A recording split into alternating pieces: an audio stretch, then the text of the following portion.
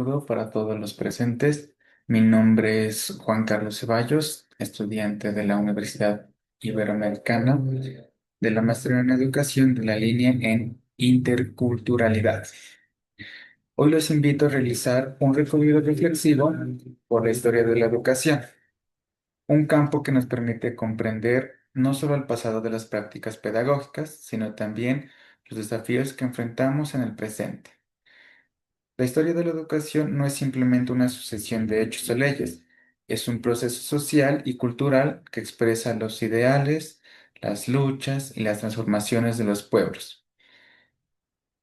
Entenderla nos ayuda a interpretar las dinámicas actuales del sistema educativo, a cuestionar su sentido y a buscar alternativas que respondan a las realidades contemporáneas.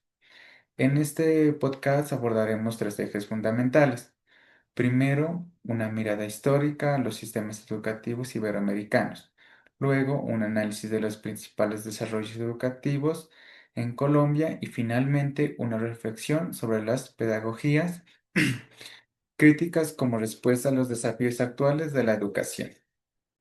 Para iniciar, debemos recordar que la educación en América Latina surgió bajo fuertes influencias coloniales y religiosas. Según Ossenbach 2024, los primeros sistemas educativos iberoamericanos respondieron a la necesidad de consultar el poder político y eclesiástico, configurando una estructura jerárquica en la que el saber se reservaba a las élites. Esta etapa inicial consolidó la idea de la educación como un mecanismo de homogeneización cultural.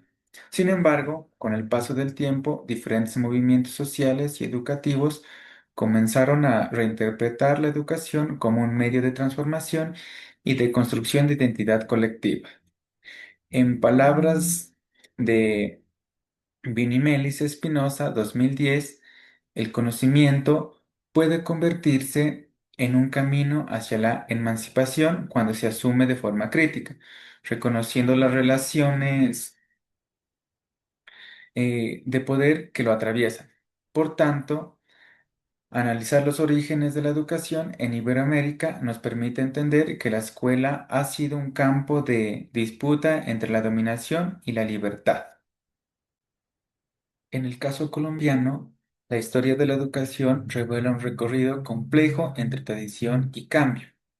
Pérez e Idágarra, 2019, destacan que durante el periodo colonial la educación estaba orientada a la formación religiosa y moral, con una clara exclusión de las clases populares y de las mujeres. La República trajo consigo la aspiración de una educación más amplia, pero las estructuras sociales y económicas siguieron reproduciendo desigualdades. Con la expansión del sistema público en el siglo XX, se buscó fortalecer la alfabetización, la formación docente y la educación rural. No obstante, los autores señalan que los desafíos persisten, especialmente en torno a la calidad y la pertinencia de los contenidos. En este contexto, el sistema educativo colombiano se enfrenta a la tensión entre lo tradicional y lo innovador, como afirman Balseca, Logroño y Triviño 2017. El pensamiento crítico permite cuestionar las estructuras sociales que naturalizan la desigualdad y abre caminos para una educación más equitativa. Reflexionar sobre estos procesos históricos nos invita a pensar que la transformación educativa en Colombia requiere recuperar el sentido público, democrático e intercultural de la escuela. En la actualidad, las pedagogías críticas constituyen un horizonte teórico fundamental para repensar el papel de la educación. Maldonado, 2008, explica que estas pedagogías nacen del desencanto frente a los modelos tradicionales, que se centraban en la memorización y la obediencia. Frente a ello, la pedagogía crítica propone una acción educativa orientada a la reflexión, la libertad y el compromiso social. Henry Giroux, 2013, sostiene que educar implica formar sujetos capaces de resistir las estructuras de dominación y de construir proyectos colectivos de transformación.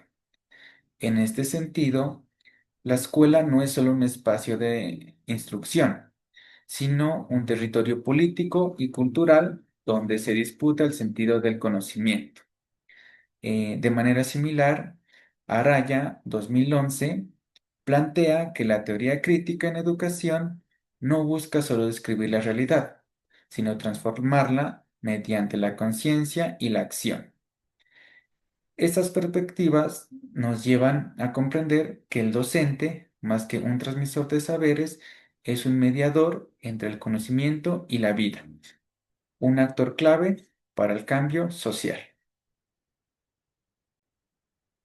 A la luz de estos aportes, la educación debe ser entendida como una práctica histórica y social que constituye sujetos y comunidades. Como recuerda López 2019, la pedagogía crítica promueve aprendizajes significativos cuando logra conectar los contenidos académicos con la experiencia del estudiante y su contexto. En otras palabras, enseñar es también un acto ético y político. La historia nos muestra que cada época ha definido su forma de enseñar y aprender.